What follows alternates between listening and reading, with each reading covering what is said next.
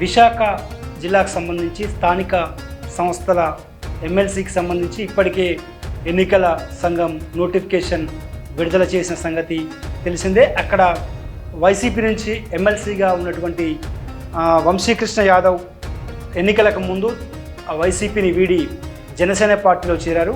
దీంతో వైసీపీ నేతలు శాసనమండలి చైర్మన్కు డిస్క్వాలిఫై వేటు వేయాలని కోరిన నేపథ్యంలో వంశీకృష్ణపై వేటు పడింది. దీంతో ఇప్పుడు అక్కడ స్థానిక సంస్థల ఎమ్మెల్సీ ఉప ఎన్నిక నోటిఫికేషన్ కూడా విడుదలైంది. అయితే ఇటు టీడీపీ కూటమికి అదేవిధంగా వైఎస్ఆర్ కాంగ్రెస్ పార్టీకి కూడా అత్యంత ప్రతిష్టాత్మకంగా మారినటువంటి స్థానిక సంస్థల ఎమ్మెల్సీ ఎన్నిక అభ్యర్థికి సంబంధించి టీడీపీ కూటమిలో ఇంకా కసరత్తు జరుగుతుంది. అయితే జగన్ ఊహించని విధంగా అనూహ్యమైనటువంటి సంచలన నిర్ణయం తీసుకున్నారని చెప్పుకోవచ్చు. ఇప్పటి వరకు స్థానిక సంస్థల ఎమ్మెల్సీ అభ్యర్థిగా మాజీ మంత్రులు గుడివాడ అమర్నాథ్, అదేవిధంగా బోడి ముత్యాల నాయుడు, అదేవిధంగా మాజీ ఎంపీ ఎంవివి ప్రసాద్, వీరి ముగ్గురి పేర్లు కూడా తెరపైకి వచ్చినటువంటి నేపథ్యంలో ఈరోజు ఉత్తరాంధ్రలోని విశాఖ జిల్లా కార్యకర్తలతో పార్టీ నేతలతో జగన్ కీలక సమావేశం తాడేపల్లిలో నిర్వహించారు. దాంట్లో వైసీపీ స్థానిక సంస్థల విశాఖ ఎమ్మెల్సీ అభ్యర్థిగా వైఎస్ఆర్ కాంగ్రెస్ పార్టీ సీనియర్ నేత మాజీ మంత్రి బొత్స సత్యనారాయణ పేరును ఖరారు చేస్తూ అధినేత వైఎస్ జగన్మోహన్ రెడ్డి సంచలన నిర్ణయానికి తెరలేపారని చెప్పుకోవచ్చు. ఈ నిర్ణయంతో ఒక్కసారిగా టీడీపీ కూటమి నేతల్లో డిఫెన్స్ మొదలైందని చెప్పుకోవచ్చు. ఎందుకంటే ఇప్పటివరకు గుడివాడ అమర్నాథ్, అదేవిధంగా బూడి ముత్యాల నాయుడు, మాజీ ఎంపీ పేర్లు తెరపైకి వచ్చినప్పుడు కూడా ఉత్తరాంధ్రలో బలమైనటువంటి నేతగా ఉన్నటువంటి బొత్స సత్యనారాయణ ఎంపిక వెనుక చాలా ఈక్వేషన్స్ ఉన్నాయని చెప్పుకోవచ్చు. నేతల నుంచి ఫీడ్బ్యాక్ తీసుకున్నారు.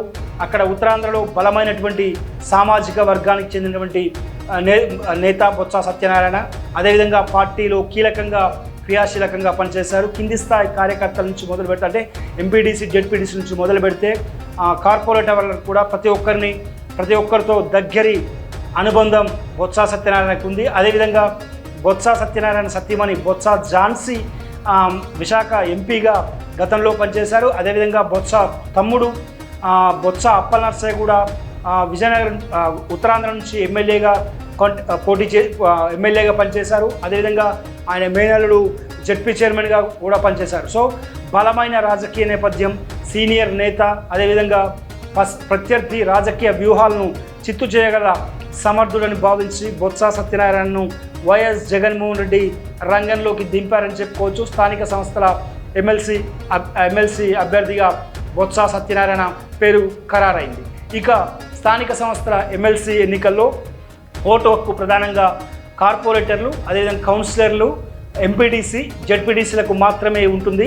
స్థానిక సంస్థల ఎన్నికల్లో బలంగాని గట్టి పట్టున్నటువంటి వైఎస్ఆర్ కాంగ్రెస్ పార్టీకి మొత్తం ఓవరాల్గా కనుక చూసుకుంటే విశాఖ స్థానిక సంస్థల ఎమ్మెల్సీకి సంబంధించి 841 ఓట్లున్నాయి.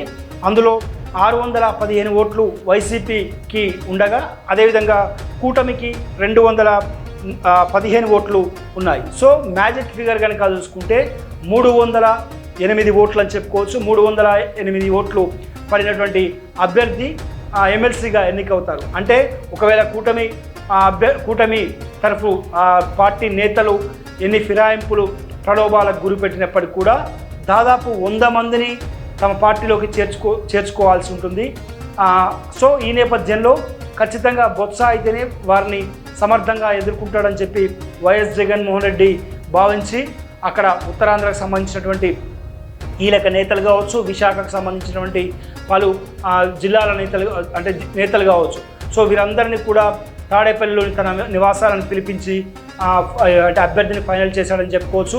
ఈ నెల 13న షెడ్యూల్ విడుదల కానుంది. 13 వరకు నామినేషన్ల దాఖలకు సమయం ఉంది. ఈ నెల 30న పోలింగ్ జరగబోతుంది. సెప్టెంబర్ మొదటి వారంలో రిజల్ట్ రాబోతుంది.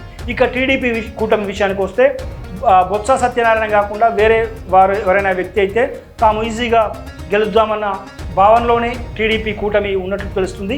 ఇటీవలే మాజీ ఎమ్మెల్యే గండి బాబ్జీ పేరును సైతం ఏపీ సీఎం చంద్రబాబు టీడీపీ అధినేత పరిశీలిస్తున్నట్లు కూడా తెలుస్తుంది.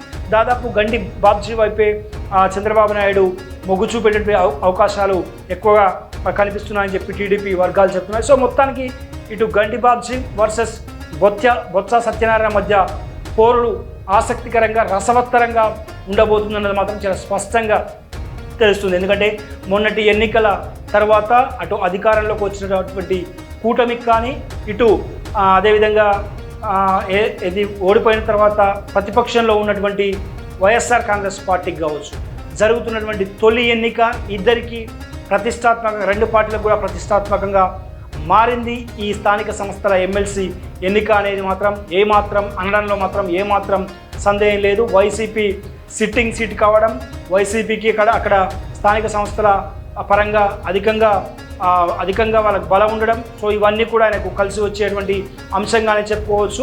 ఇప్పటికైతే శాసనసభలో వైఎస్ఆర్ కాంగ్రెస్ పార్టీ బలం కేవలం 11 మంది శాసనసభ్యులు మాత్రమే. ఇప్పటికీ ప్రతిపక్ష హోదా కూడా స్పీకర్ ఇవ్వనటువంటి పరిస్థితి. హైకోర్టు ఆశ్రయించారు ప్రతిపక్ష హోదా కోసం వైఎస్ జగన్మోహన్ రెడ్డి. సో ప్రతిపక్ష హోదా వస్తుందా రాదా అన్నది రానున్న రోజుల్లో చూడాల్సింది. అయితే శాసన మండలి వచ్చేసరికి మాత్రం చాలా ఈక్వేషన్స్ మారుతున్నాయి. ప్రస్తుతం శాసన మండలిలో వైఎస్ఆర్ కాంగ్రెస్ పార్టీకి అధిక సంఖ్యాబలం ఉందని చెప్పుకోవచ్చు. ప్రస్తుతం అక్కడ శాసన మండలి చైర్మన్గా ఉన్నటువంటి మోషన్ రాజు, అదేవిధంగా డిప్యూటీ చైర్మన్ కూడా, వీరిద్దరు కూడా వైఎస్ఆర్ కాంగ్రెస్ పార్టీకి చెందినవారే.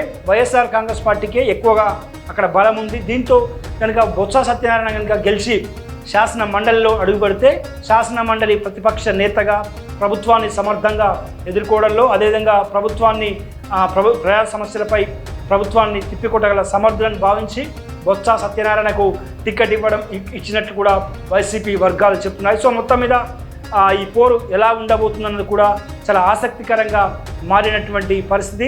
ఇక టీడీపీ కూటమి పార్టీ ఫిరాయింపులు, పార్టీ ప్రలోభాలపై ఫోకస్ పెట్టేటువంటి అవకాశం ఉంది. ఎందుకంటే వాళ్ళకున్న సంఖ్యాబలం 215 మాత్రమే. మ్యాజిక్ ఫిగర్ 308, అంటే దాదాపు ఇంకా 100 మంది కార్పొరేటర్ల విషయం కావచ్చు, కార్పొరేటర్లు, కౌన్సిలర్లు, ఎంపీడీసీలు, జడ్పీడీసీలు ఇంకా 100 మంది వాళ్ళకి అవసరం అవుతారు. అదే కనుక జరిగితే ఒకవేళ టీడీపీకి కనుక గెలిచినా కూడా వైసీపీకి అడ్వాంటేజ్గా మారేటువంటి అవకాశాలు ఉంటాయి. ఎందుకంటే అధికారంలోకి వచ్చిన తర్వాత ఇక కొనుగోళ్లు ఫిరాయింపులతోనే పార్టీ గెలిచిందని ప్రజల్లోకి బలంగా తీసుకెళ్లేటువంటి అవకాశం వైసీపీకి ఉంటుంది. ఒకవేళ కనుక వైసీపీ కనుక గెలిస్తే ఖచ్చితంగా తమ అభ్యర్థిని గెలిపించాము, కూటమిపై పై చేయి సాధించామన్న భావనలో కూడా వైసీపీ ఉంటుంది. కాబట్టి ఆ సందేశాన్ని కూడా ప్రజల్లోకి తీసుకెళ్లేటువంటి అవకాశం ఉంది. సో మొత్తం మీద మాత్రం బలమైన అభ్యర్థిని వైఎస్ఆర్ కాంగ్రెస్ పార్టీ అధినేత వైఎస్ జగన్మోహన్ రెడ్డి వైశాఖ స్థానిక సంస్థల ఎమ్మెల్సీ ఎన్నికల్లో బొత్స సత్యనారాయణ రంగంలోకి దింపారు. ఇక టీడీపీ కూటమికి సంబంధించి గండి బాబ్జీ పేరు తెరపైకి వినిపిస్తున్నప్పుడు కూడా అధికారికంగా ఆ పార్టీ ఇంకా ప్రకటించలేదు.